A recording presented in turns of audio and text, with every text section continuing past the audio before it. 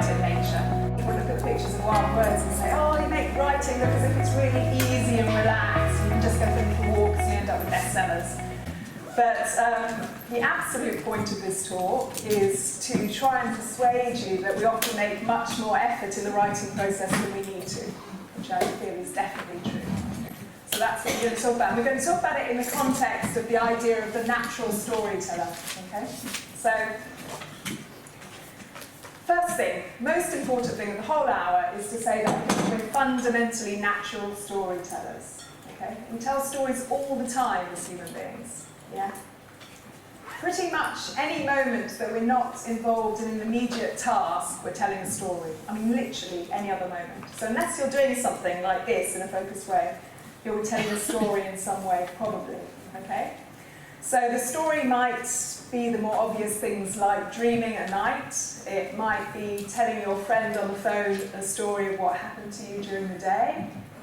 It might be watching a sporting event, watching two teams fight it out, which is a story, isn't it? The goodies and the baddies, whatever you choose, the sides. And there are obviously lots of more subtle stories that we tell ourselves that we often don't even notice. Yeah. So I thought, I was thinking I should illustrate, that's a good theoretical point, but I should illustrate it. So I thought this morning, I got up at like 6:30 to prepare. About 8, I thought, right, from 8 until 11, I'm going to write down every story that comes into my head in order to illustrate this point. So I started, and by about 9 a.m., that's 1 hour into it, I'd filled 2.5 pages of stories I'd told myself. At that point, I felt a bit overwhelmed by the number of stories going on in my head and decided to stop. So I'll give you some illustrations, actually. These will make you laugh, some of them, I think. So basically, I mean, what we're doing all the time is we're making little scenarios, aren't we, in our heads about our lives. We're making scenarios about the future, we're making scenarios to explain the past, yeah? So mine this morning included, well, things you might expect, like I was about to give a talk, so I had a whole thing about what happens if I get asked a particular question, and I invented a whole scenario as to how I would answer it, whether the answer would go well and be accepted, and all those kind of things. So there was the stuff around the talk. There was the stuff also around the buskers night this evening where I'm supposedly singing. I know you. Pauline knows I'm going to sing. I saw you practicing. She saw me practicing. So yeah, all the stuff around the buskers night, and you know, what happens, John is my musician, Scottish John is my musician. I thought, what happens if I forget my words, how's he going to catch me up? And I invented a whole scenario about what would happen in this sort of worst case scenario during the buskers night. Right, another example. So this stuff all spinning around, isn't it, in the mornings? About a course, a story about a course I want to run here next year, how that might or might not be received. A story about the fact my hair started to go grey. And I was wondering, well, in a year or 2 years' time, should I just let it go grey and kind of distinguish, or should I start to dye it? So I had that story going as well. I had an interesting story. I was a bit tired, so do you get a bit paranoid when you're tired sometimes? I had a story about my lanyard come up, which was after, I think, doing Amit Dan's crime writing course yesterday. My story involved being strangled by my lanyard. Anyway, so I hope you appreciate that I'm being quite honest with you about what was going on between 8 a.m. and 9 a.m. for me. Yes, so my final one I just want to relate to involves baked beans. Minor story, as you can tell. So I live in France, where you can get baked beans, but they're very expensive because they get imported for the expats. You know, you have to pay twice as much. So I don't tend to buy baked beans in France, although I miss them because I connect them with nostalgia in my childhood, where we always had baked beans on a Sunday evening. So this morning, because I was feeling a bit kind of jittery about my talk, I thought, oh, I just had to have baked beans for my breakfast.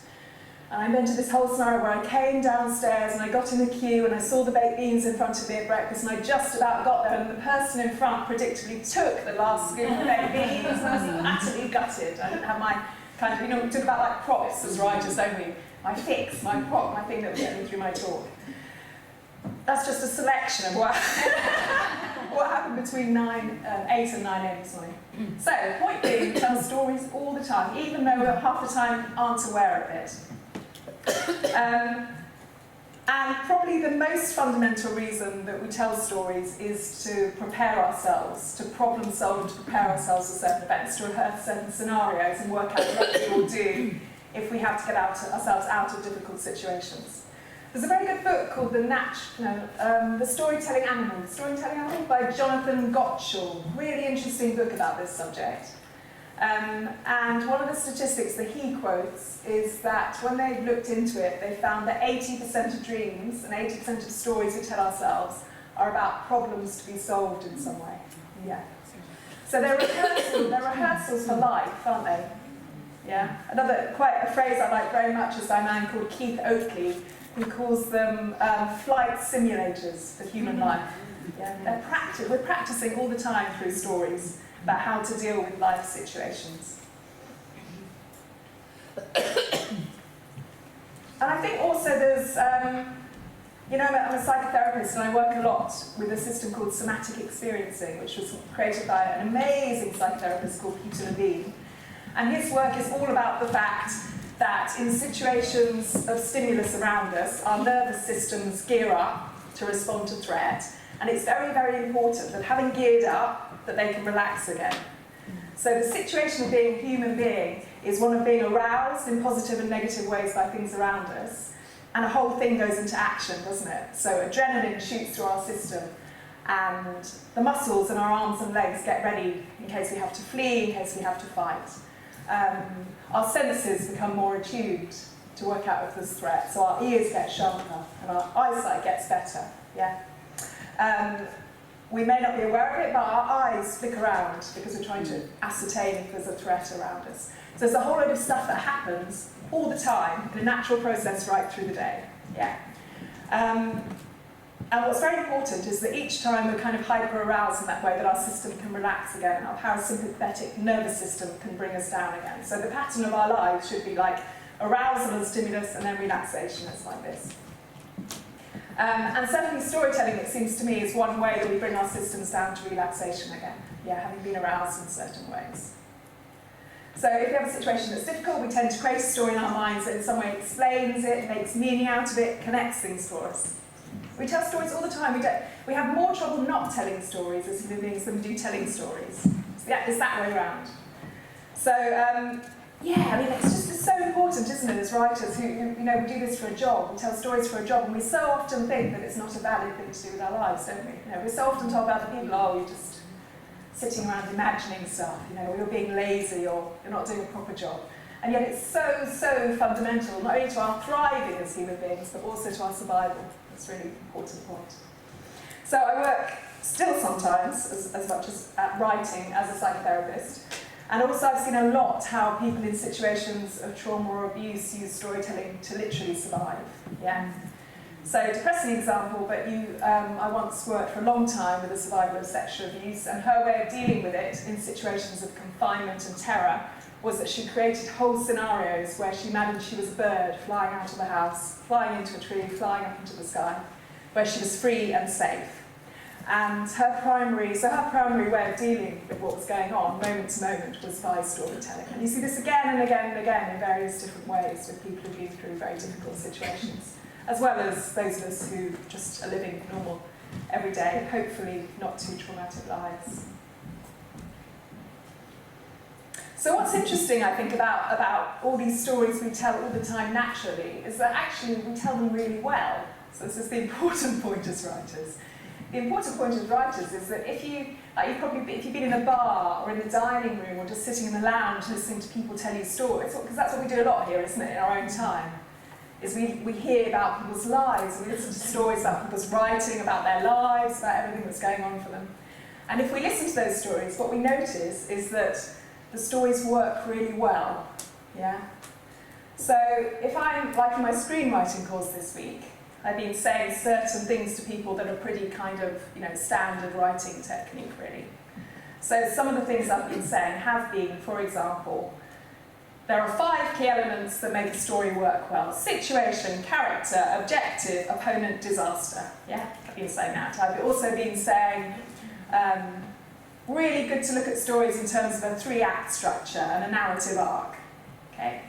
So I've been saying emotion. Emotion is so fundamental and so important to telling a story. It's the one thing we have to have in a story to make it work well. And I've been saying use your senses, write visually, describe sound, describe textures, describe smells, yeah?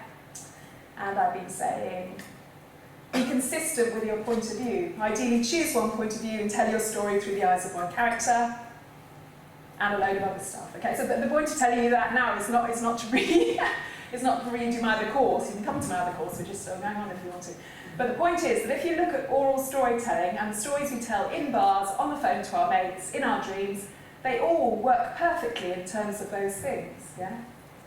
So it's weird, isn't it? So it's weird because we tell stories so naturally, so well, and yet we sit down and kind of consciously try and write something, and suddenly we can get a bit frozen up, and we lose our faith in our ability to tell stories, and somehow nothing flows in some way. So I think that's really interesting that happens in that way.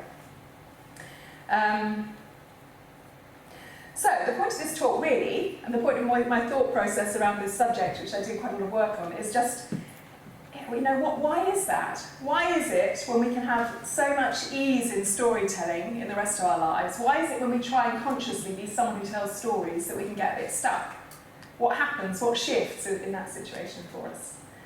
That's what I want to look at a little bit more now. Is that all okay so far? Is that all making sense and clear? And yeah. Do feel free to ask questions if questions come up for you around any of this as we go on. So maybe I should just lay out, maybe, in answer to that question of what happens and what changes, or maybe even, you could say what goes wrong in some cases, in some situations. Not to suggest that sometimes writing doesn't go really well for us. Often it goes really well, otherwise we wouldn't be here. We all have experiences of enjoying the process of storytelling and writing, I think, otherwise we wouldn't be here exploring it further.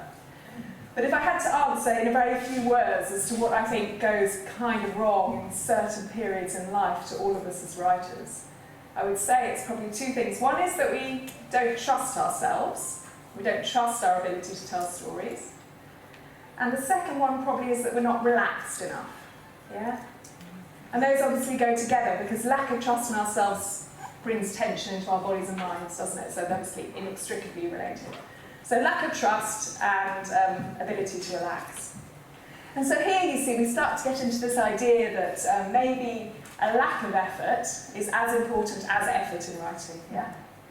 We can go to masses of talks and courses in which we'll be told very validly the way to do this is to do it like that, to do it like that, to do it like that, to do it as a journey, to take it step by step, to be determined, to be patient, and we'll hear that again and again here this week, won't we? And it's all really valid, There's a lot of really determined people who are giving great talks this week who only have got where they've got by their determination and you could say their effort. But the question is, what does effort mean? What is helpful effort and what is unhelpful effort? Yeah? How much can we relax and how much do we need to be pushing into something? So that's what we're talking about. Yeah, so I want to come briefly then to looking at what makes us function well as human beings. The reason to look at that is because I believe that writing is a reflection of who we are and how we function as human beings, okay? And I think that's equally true if we're writing fiction as if we're writing non-fiction. Yeah. If we're fiction writers, and I include myself in that sometimes, if we're fiction writers, we have a tendency to think that our writing is very different from our experience, from who we are. But I would say even with fiction, that writing is always a reflection of the person who's doing it. So therefore it's helpful, I think, to understand when we're functioning well as a human being, how we're doing that. Because if we're functioning well as a human being, actually mostly our writing goes better. Yeah. It's the places where we're not functioning well, the aspects of our experience where we're not functioning well that tend to be seen in problems in our writing. Yeah. So mostly, if I'm given something to read, even if it's just 2 or 3 pages, mostly I can say exactly where the person struggles in their life just by looking at what they read. It doesn't matter if it's fiction or non-fiction or poetry, makes no difference, yeah, because the writing is a reflection of the person. And I don't do it in a kind of, it's not me sitting being critical of people. It's just really clear that the places in which we are less able to make certain contact with certain aspects of our experience, we're less strong in our writing. Yeah. A very simple example, and a common example, is around anger. You know, we're a culture that doesn't hugely like confrontation and conflict, and probably most of us grew up being discouraged to vent anger. Yeah. Which can be completely appropriate in some situations and can be inappropriate in others. That's a whole complex kind of discussion in itself, isn't it?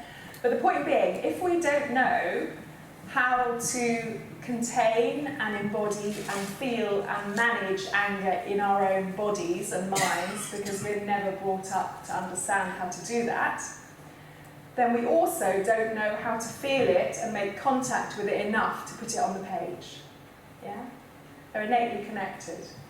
So quite often, you read a scene of someone trying to describe, could be fiction, could be non-fiction, someone trying to describe a confrontation or a dispute or a fight between two people. And quite often what you find when you're reading that scene is that the person gets to the moment of maximum tension, maximum fight, maximum confrontation, and they do something really weird.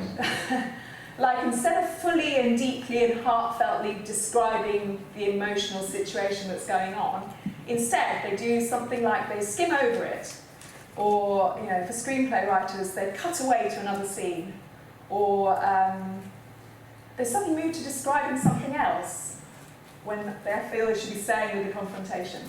And all those things are what we do when we don't know how to manage well enough what's going on with us, and we don't know how to manage it well enough to put it on the page. Yeah? Does that see that connection? Yeah. That interests me, because a part of me thinks that if somebody had all that anger suppressed in them, then it would come out in their writing. Yeah, fair point. But it doesn't, because or it may or may not. So what tends to happen with us and difficult emotions, in not being able to manage them well, is we do one of two things. One is that they get blocked, they get suppressed in the way that you're saying, but to an extent that actually we can't get them out. And I think a lot of what we call writer's block is that feeling of having something contained that we don't know how to free it somehow. Yeah. So that's one thing that happens, we push things down. If we don't do that, we tend to do the opposite, which is we tend to cathart. So we tend to use lots of big emotion and push it out very strongly. Yeah. And you know, for a long time, particularly in therapeutic circles, there was a big trend for catharsis as being a solution for the kind of blockness, which means you get yourself in your room with your therapist and you just go blah, you know, all this stuff comes out. So either of those two extremes can happen, I think, but neither of them work very well. Obviously, the suppression doesn't hugely work very well because we're left with all that stuff that's kind of untold. The stories are untold. Catharsis doesn't work very well because if you remember what I said about this idea about your nervous system has to become stimulated and relaxed, and stimulated and relaxed. If we cathart and put loads of strong emotion out all the time, all we do is we keep ourselves at the height of that wave. Do you see what I mean? We keep ourselves at the height of activation because we're putting all this stuff out really strongly. And we don't do that natural wave of kind of activation and relaxation. So it's also unhelpful putting stuff out there.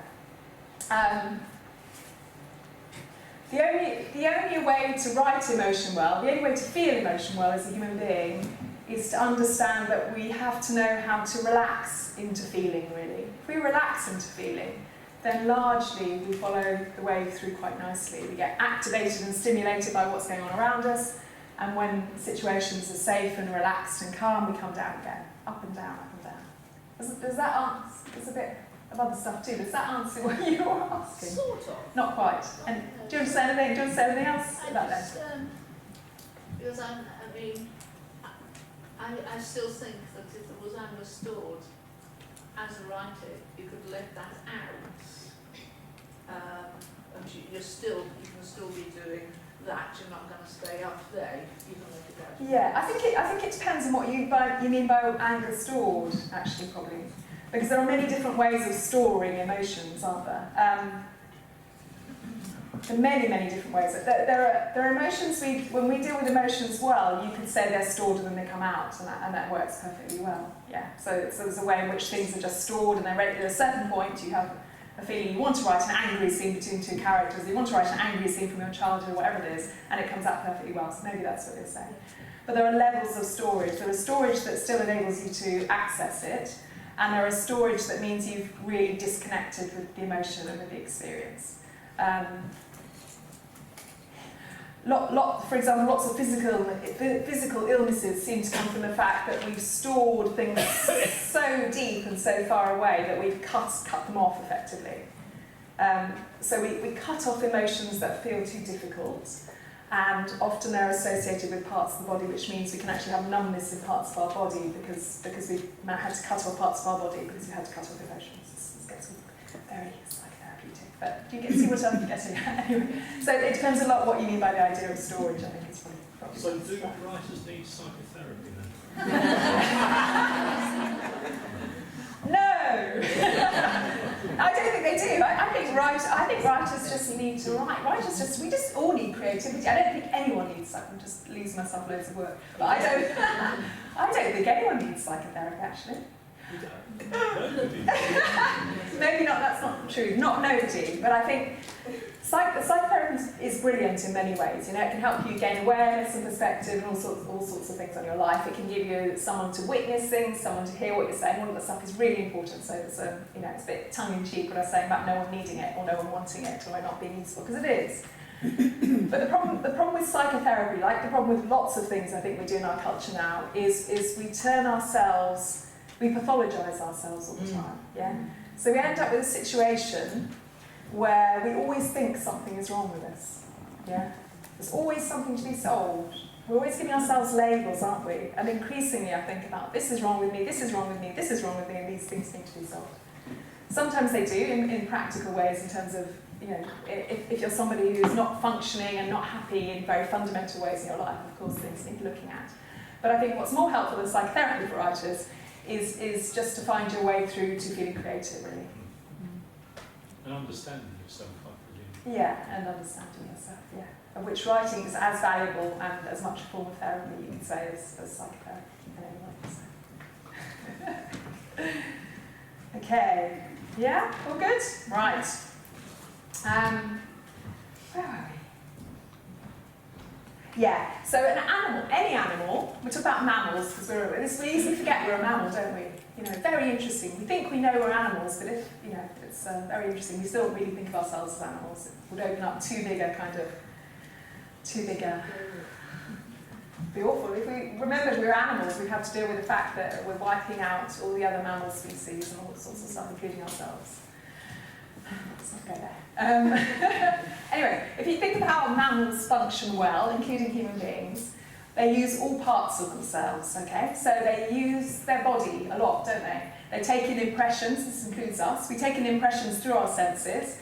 We have certain sensations in our body and certain emotions, and that leads to certain actions, yeah? We use all of ourselves. We use our instinct, our intuition, our imagination, our thoughts, our physical movement. We use every part of ourselves. That's how animals function well. So when I was saying about the dangers, for example, with losing touch or finding emotions like anger difficult, what I mean is that we've disconnected from a healthy way of functioning in a way, haven't we? Because we've closed down a part of ourselves. Yeah? Whereas if we can stay open to all aspects of our experience, then we're liable to have good contact with them and be able to put those experiences onto the page in a more strong, a more contactful way, I would say. Do you see what I mean? So direct reflection, yeah? When we know how to feel happiness, we know how to write it. When we know how to feel anger and contain it, we know how to write it. We can talk about anything in that way, I think. Yeah. There's a theory also put forward by many people, including this psychotherapist Peter Levine, that we have a fundamental problem with a human being is that we have such a developed, rational thinking mind, yeah? So his big thing is about the idea of freeze in human beings. You know how all animals, most animals, not quite, well, most animals, a beetle might be a good example. Take a small creature, take a beetle. You're walking along and there's a beetle on the ground beside you. It often will just stop, won't it? Or a small mammal will do the same. If an animal can't run away and it can't fight, its third mechanism, yeah, is to play dead, isn't it? In the hope that the threat will go away. Yeah? So we also do that, but so Peter Levine's theory, which seems to me, you see it all the time, evidenced in therapeutic situations all the time. His theory is that human beings find it quite difficult to come out of that freeze place. Yeah. So most animals, there's a source of threat, they freeze, the threat goes, and they just shake everything out there, they shake the energy out of their nervous system, literally, and then they go on as if nothing at all has happened. They're completely back to normal. It seems like with human beings, we have trouble once the threat is gone, coming out of that freeze and getting back to our normal way of being.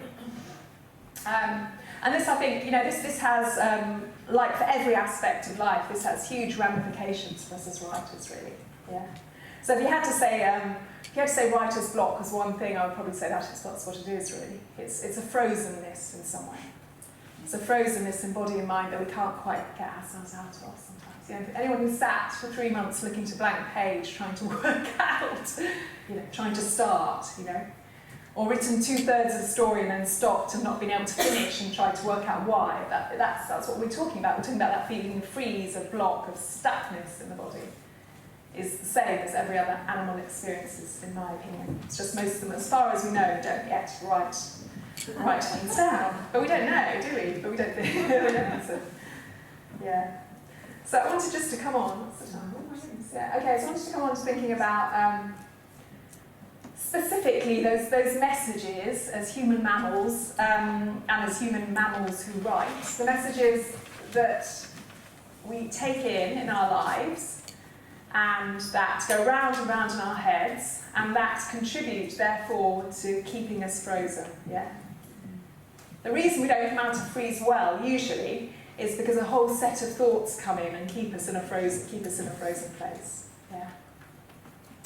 And I think quite a few of the messages that keep us in a frozen place as writers are also related to our kind of denial about ourselves as animals, really, because they're a lot about body often.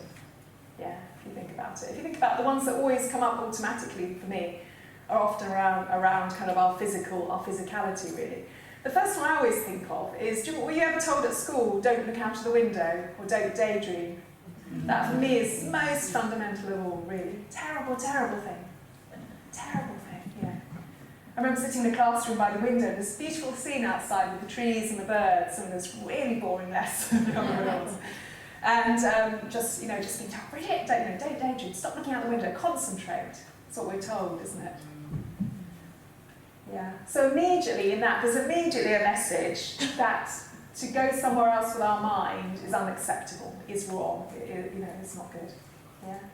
And it's not always, of course, inappropriate to tell people. Of course, sometimes it's completely appropriate. Little children, you have a son who's now 8. I know very well that children often need refocusing into activities. That's fine.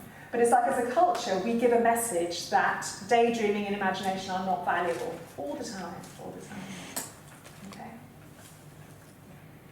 It's very important on a health level, because if we think about our natural functioning, the way that we function well is we concentrate for a little while on something, then very naturally and completely automatically, without any conscious intent at all, we will drift off to something else to refresh ourselves, which is a way of bringing our systems back into alignment. And then we come back to the task. Yeah. So our natural way of functioning always is to do something, go away, come back. Yeah. And the things that we do will vary, but their purpose is always to reground us and rebalance us and bring us back into a place where we can then refocus on the task. Right? It's a brilliant system if you allow it, but we so often don't allow it. Yeah. So the things we do, for example, and this applies to us in writing as well, it's like we mustn't beat ourselves up, I think, for thinking about other things when we're writing sometimes, yeah. Sometimes we just need it, our bodies and minds are just tired from 3 hours writing, we need a break, yeah. So we're sitting writing, we lose our concentration. Instead of saying to ourselves, I must concentrate, all we want to do is just allow ourselves to go where we need to go and come back, yeah. Is that why I make this then? Is that why I make this? I think of something, I'm afraid of losing it, I write it down and it's gone, and I can come back to it. Yeah. That's what happens to me. It's a good example, it's a really good example, yeah, yeah. And we build all sorts of judgments, don't we, like, oh, why shouldn't I just, why do I need to write that down, why don't I just remember it, or, why am I doing that? there's nearly always a really good reason why we're doing things. Yeah. Yeah, switch off. Yes, and it's often to do with senses. Well, we're brilliant. We function brilliantly. We often do with senses. If we're overwhelmed, we suddenly notice a sound, for example. And what we often don't realise is the reason we're noticing the sound is because our body and mind knows that in order to bring ourselves back to a safe, healthy, balanced, functioning place, we need to go to somewhere, did you hear Paul Dodgson's talk? All about sound, really healthful. Like, we need to go somewhere full of sound and then come back. We sometimes might notice very strongly a smell, and we think, oh, I can smell something. But what we often don't think about is the fact that there's a reason our body has decided at that moment to notice that smell. And the reason is nearly always because we need it because it brings us down immediately. Yeah.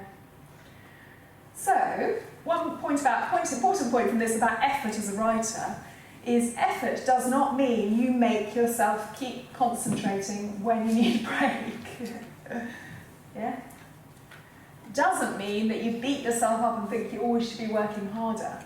What it means is you listen to your body, you have an intention to write, and you allow yourself to do this really natural, you might call pendulation, I think Peter Levine would call it, where you go to and fro, come back to the task, go somewhere else, come back to the task. Yeah. I drink, I won't be the only one here, I drink loads of tea and coffee while working.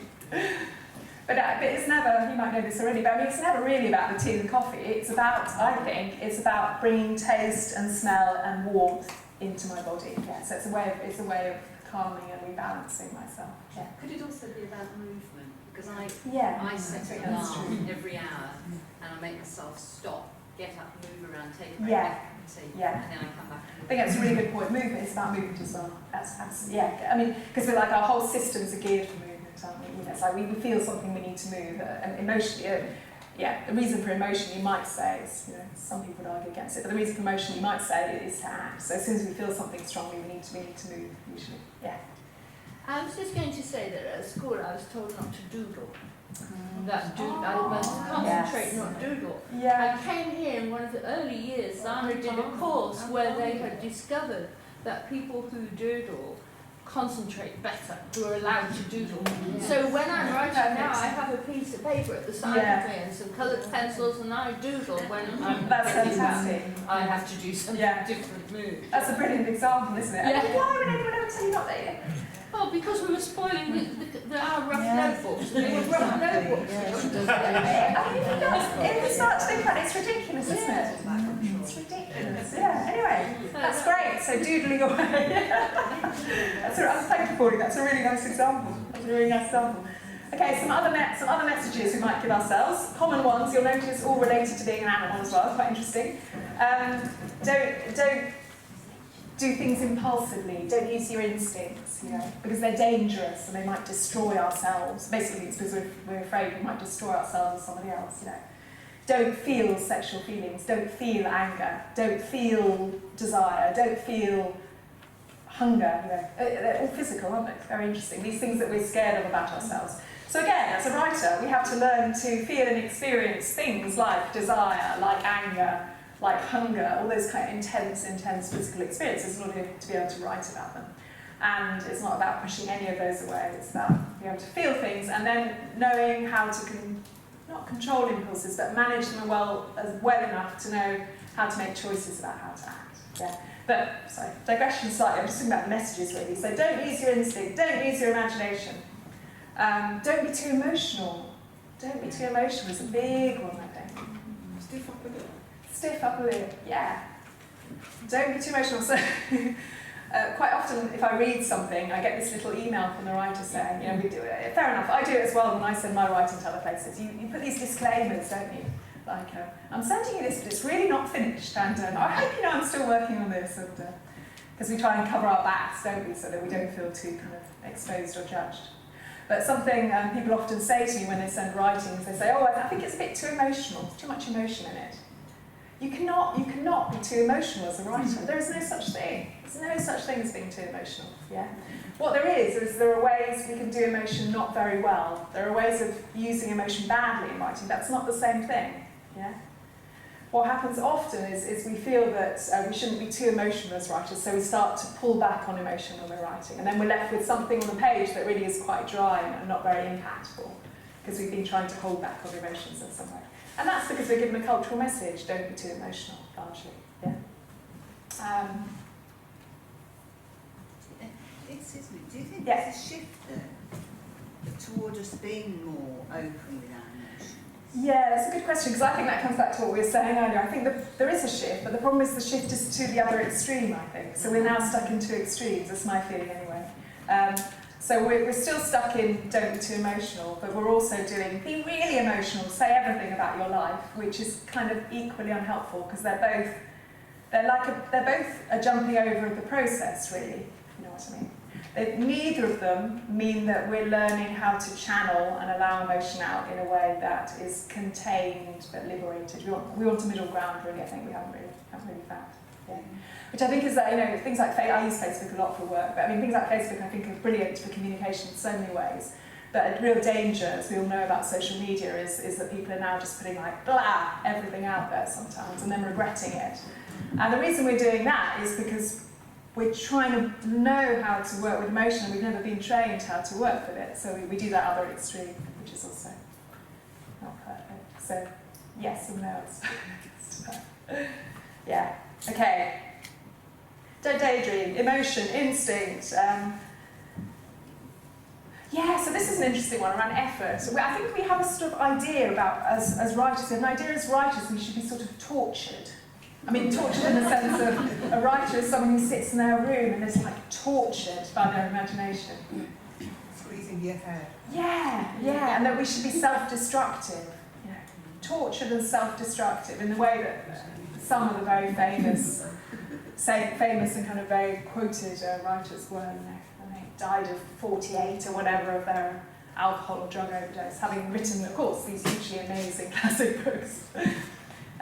Yeah, so and I think that's a myth. I think it's a myth. You know, there's a lot of propaganda about the idea that geniuses have high rates of mental health illness, have high rates of addiction, and that's a very complicated subject. But at the basis of it, I don't think you have to be tortured at all to be a good writer. I think there are lots of writers who have really, really nice, well-balanced, relaxed, interesting lives, and I think it's better to go for that model if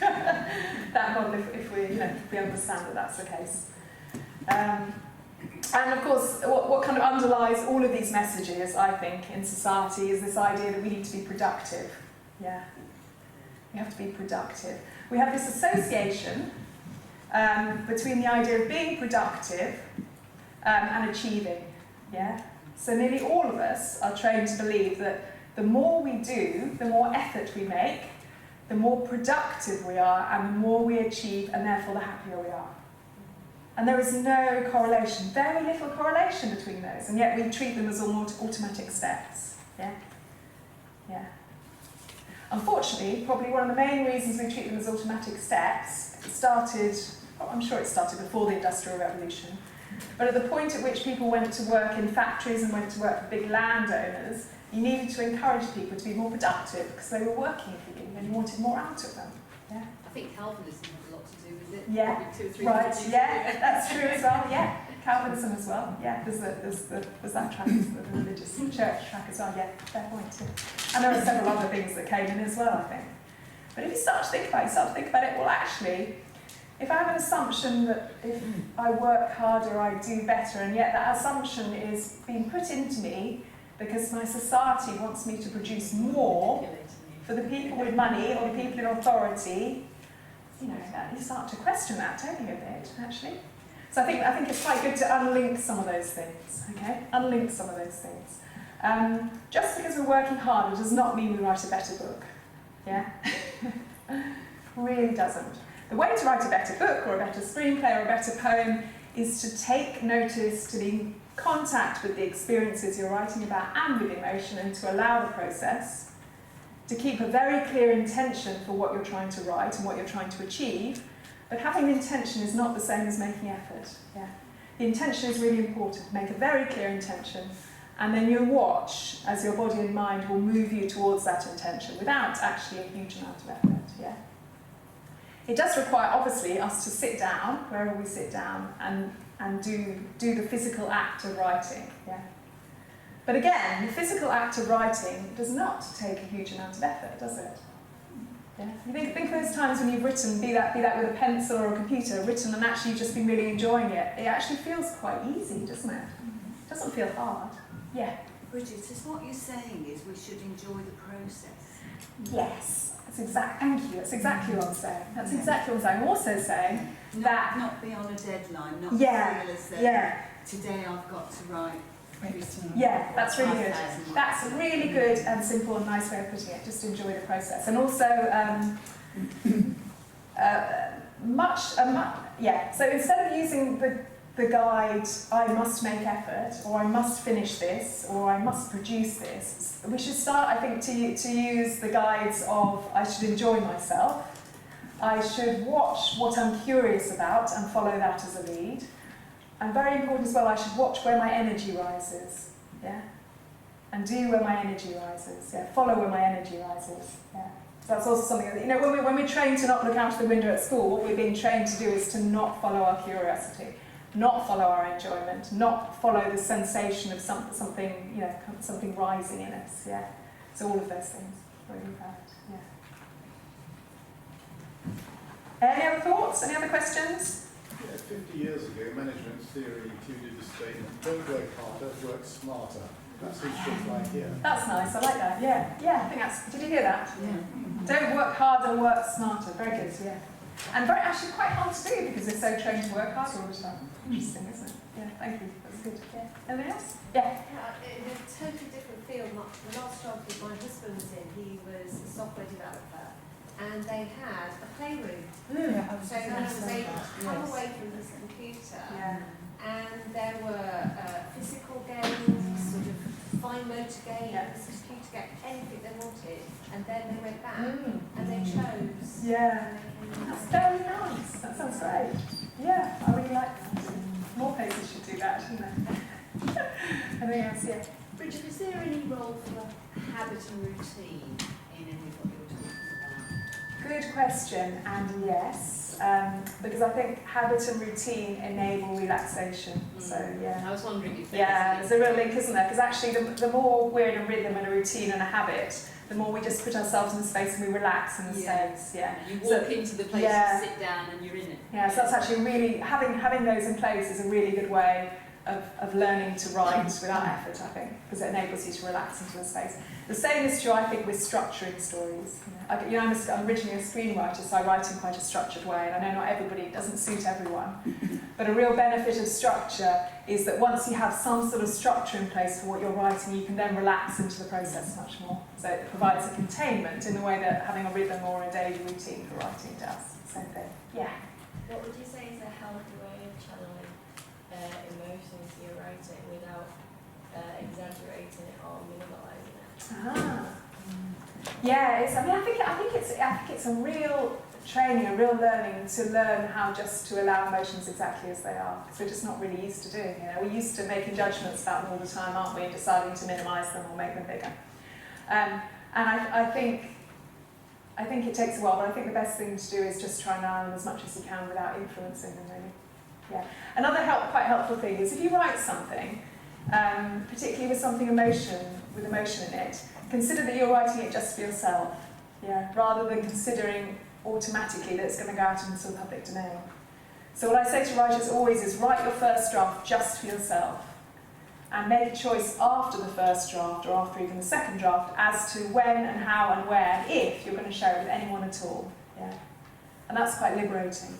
Because if we write from the beginning of the process, knowing that we have an idea to share something, we immediately start to clam up on what we're willing to express emotionally. So really good to write something as emotionally liberated as you can, and then later in the process make the choices as to how you want to share that. And then you do it that way, you come up with much stronger, more impactful writing usually. Yeah. And then it's really, it's then not a hugely difficult task to work, or to work with someone like me, someone else, work with someone just to make the choices around, is this emotion too big? Is that emotion too small? Do I really want to go out into the world and put this out into the world, or do I want to just keep this for myself? All those choices can be made in a very kind of considered way, but they should be done later in the process. And then you don't end up kind of curtailing all the emotion at the beginning. Yeah. Good. Okay, I'm just going to summarise a little bit what I think, you can call them solutions. Solutions are a funny word anyway, but ways that we might make less effort in writing, okay, which we've talked about all of them. But first one is just make a clear intention for what you're writing. It is amazing the power of making a clear intention and now allowing yourself to find your way there, yeah, without making too much effort. Be really clear about your intention for what you're writing. And you can do that in a big way or a small way, yeah? So if I decide I'm going to write a story, I have an intention for the path of the story. I also have an intention for each scene, about what each character might want in the scene that I'm writing that day. So my intentions can be small and big, yeah, different timelines, but each time I have a clear intention, and then I try and allow myself to find my way there without having to put too much effort into it. That's the first thing. Yeah, just really try and make contact with your embodied self as much as you can, yeah.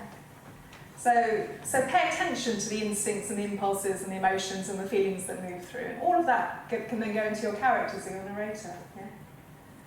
It's like, how's a human being? Do we feel anger in the body? Where do we feel it? You know, it's often heat, it's often here. You know, it's here and here and here often.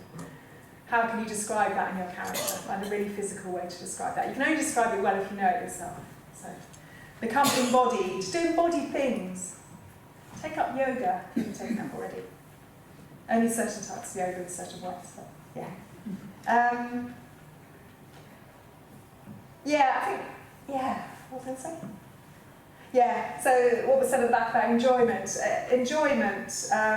Curiosity, watch where your energy rises, try and allow all that stuff that we've been habitually trained not to allow. And trust, at the end of the day, just trust that you know how to tell stories, that's the biggest thing. Just try to notice. Notice here, you know, life can be busy outside. I know life in Swanwick is busy too, but at least it's busy in a pleasant, busy, chatty way, isn't it? I know it's hard when we go home to kind of focus on things in some ways.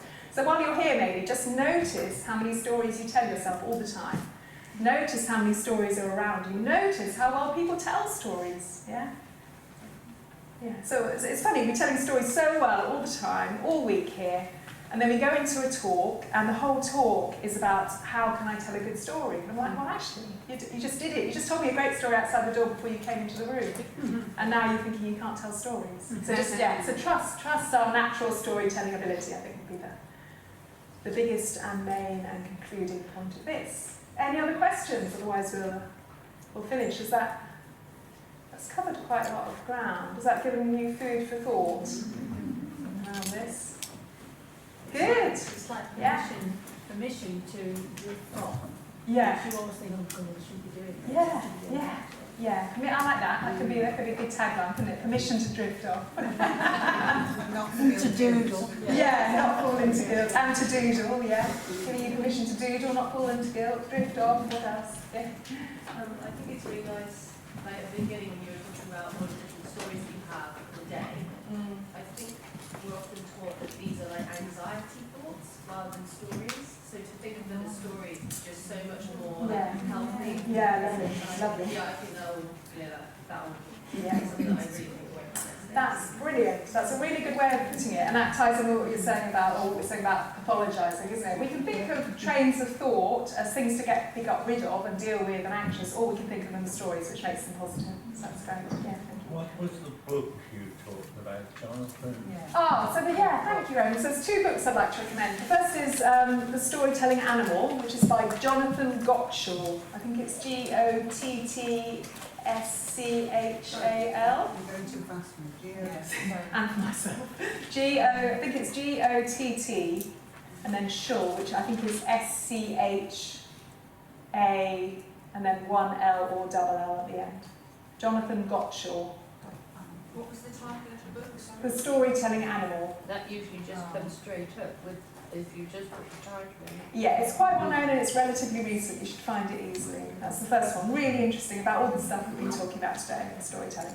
What was the other one I was going to suggest? Gone out of my head. Peter Levine. Somebody. Thank you, Peter Levine. Peter Peter Levine is a master of loads of things. I really recommend his work on a therapeutic level and on a storytelling level as well. He doesn't specifically write about storytelling. I've taken his work and I take it into storytelling, really.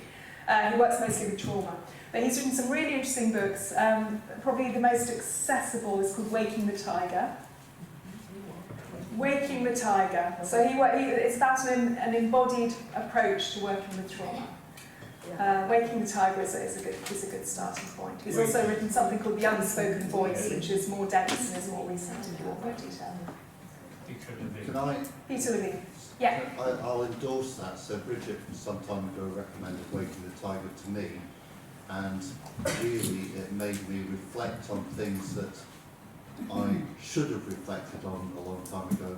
And it's exactly what Bridget was saying about the feeling, allowing yourself to feel what's inside you. And I find if I can be in total darkness, that helps me feel as something, so a thought, so I've actually had some pretty horrific things happen, who hasn't in my life. I was in the forces for years and I had a funny childhood, shall we say. And if I close my eyes and I'm in total darkness, and then I think of those traumatic experiences, and then I think, how does that make my foot feel? How does that make my tummy feel? How does that make my shoulder feel? And I can feel these things going through me. And it's all down to that Waking the Tiger. And Peter Levine takes it on from there about taking the physiological thing forward, because I get that his message really is people concentrate far too much on the psychological side of things, and you think you're mentally ill and you're not mentally ill, you've just got some physiological release to happen.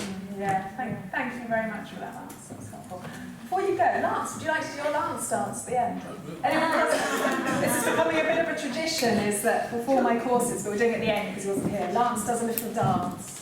Oh yes, I've seen this. I've seen it on film. You heard it, you've seen it on Facebook from last year.